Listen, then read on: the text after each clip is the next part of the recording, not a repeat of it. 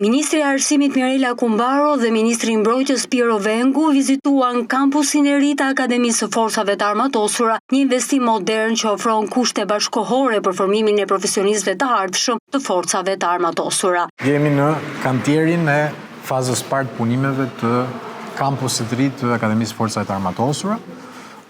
Një masterplan domethënës, sipërfaqe të konsiderueshme, po edhe për akomodimin jo vetëm të kapaciteteve dhe nevojave aktuale, po edhe të gjitha parashikimet që kemi për forcën armatosur dhe stërvitjet deri në vitin 2030. Është vetëm për klasat dhe programin akademik, apo edhe akomodim të studentëve? Është dhe për akomodim të studentëve.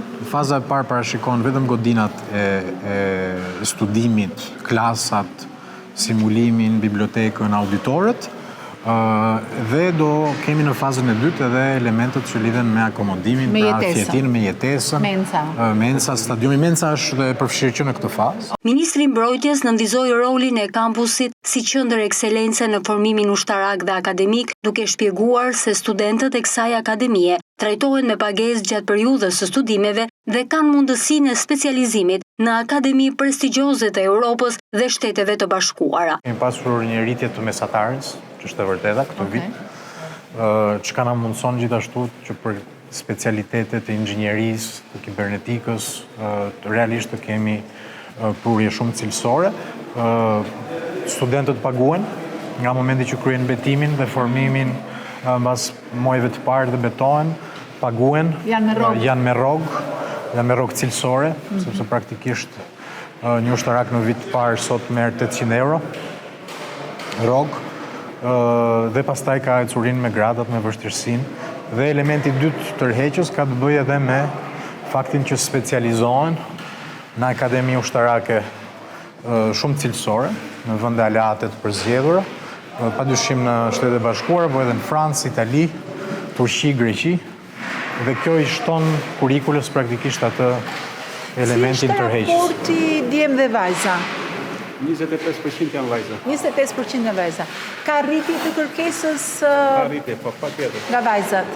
Vetëm disa janë skualifikuar për shkak të kritereve që ne kemi. Të kritereve fizike mbase? Po, jo fizike, po edhe gjatësisë dhe parametrave të tjerë. Po, atë kisha. Po gjithsesi prapë 25%, nuk është pak. Jo, është goxha. Po sepse kjo ndryshon dhe mentalitete. Ministri i Arsimit kërkoi që korpusi i Akademisë së Forcave të Armatosura të shërbejë edhe për kombinimin e studimeve me universitetet e tjera. Akademia e Forcave të Armatosura nuk funksionon vetëm në dobi të forcave, por është kapacitet kombëtar praktikisht, sepse këtu formohen edhe liderat që administrojnë proceset që lidhen me armatimin, që lidhen me industrinë, që lidhen me sigurinë në sensin e gjerë të fjalës.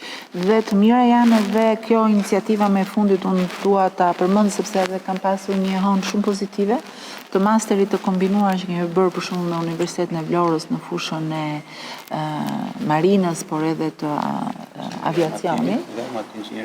Edhe inxhinieria armatimi që është shtuar. Dhe besoj që kombinimet të tilla general me universitetet e tjera janë shumë të mira sepse krijojnë një rrjedhim të universiteteve dhe pastaj brenda universiteteve shikojmë edhe mundësinë e ndërkombëtarizimit, sepse është e vetmja rrugë që na pret për jetëgjatësinë, por sidomos për cilësinë e arsimit lartë në Shqipëri. Akademia e Forcave të Armatosura të Shqipërisë ka rritur kuotat për të rinjt nga Kosova. Ministria e Mbrojtjes po negocion me vendet e NATO-s dhe Shtetet e Bashkuara për të mundësuar ardhjen edhe të studentëve të huaj në kampusin e ri të Akademisë së Forcave të Armatosura. Kemi dhe elementin e formimit të kadetëve nga Kosova.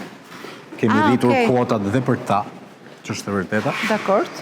Në mënyrë që të pozicionohemi gjithnjë më shumë si një kampus rajonal. Ndërtimi i kampusit të Akademisë së Forcave të Armatosura konsolidon rolin e Shqipërisë në edukimin e sigurisë kombëtare dhe e vendos atë në një standard të ri për arsimimin ushtarak, si pjesë e vizionit të integrimit euroatlantik dhe modernizimit të institucioneve të mbrojtjes.